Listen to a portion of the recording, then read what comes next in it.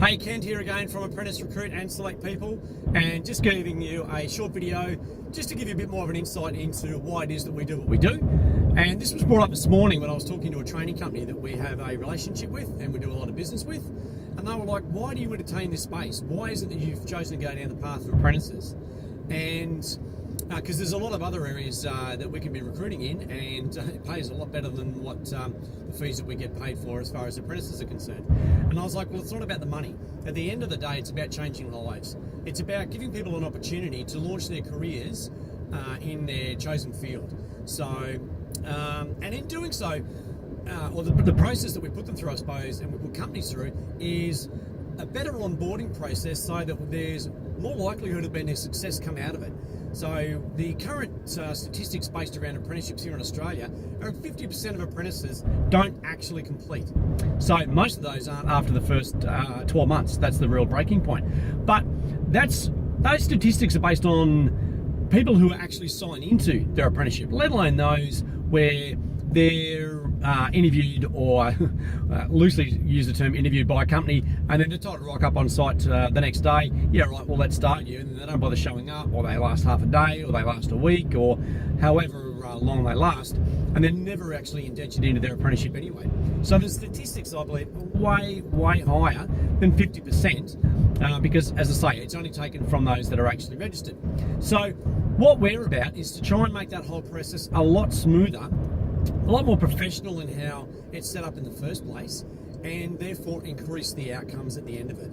So we believe that investing, even if it's only 10 or 15 minutes to go through the process of an on-site interview with one of our candidates, it's time well invested to make sure that you get the right person and they're going to fit in with your team.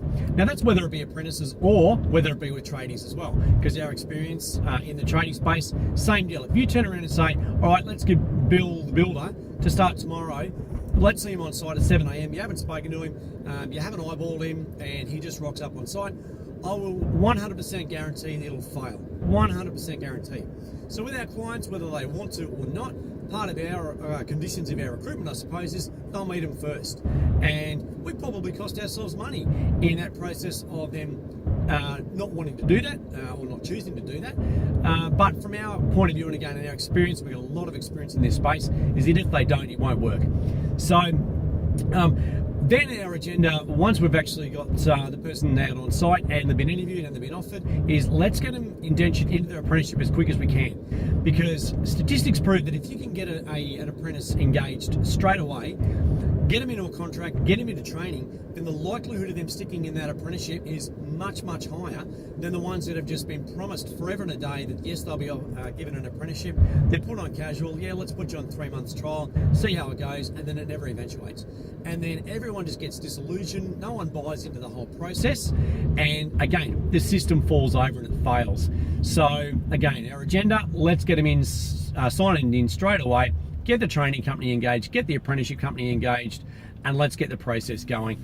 And that way, at the end of the day, everyone's covered legally as well. So many companies out there pay first-year apprentice wages for guys that they put on trial for on a casual basis for 3 months, and then everything falls over. Well, they don't realise the apprentice can come back at them for those wages, because they should have been paid casual for that whole period, not on an apprentice wage, because they were never signed into the apprenticeship, and that can come back and bite them in the ass. So anyway, if you want any more information on what it is that we do, if we can help out your company or somebody that you know, look us up, www.apprenticerecruit.com.au. Check us out on Facebook, check us out on Instagram, check us out on YouTube, which is probably where you're watching this. And there's a lot of other tips and tricks around putting apprentices on, and also just staff in general. So anyway, this is Kent once again from Select People and Apprentice Recruit. We'll see you next time.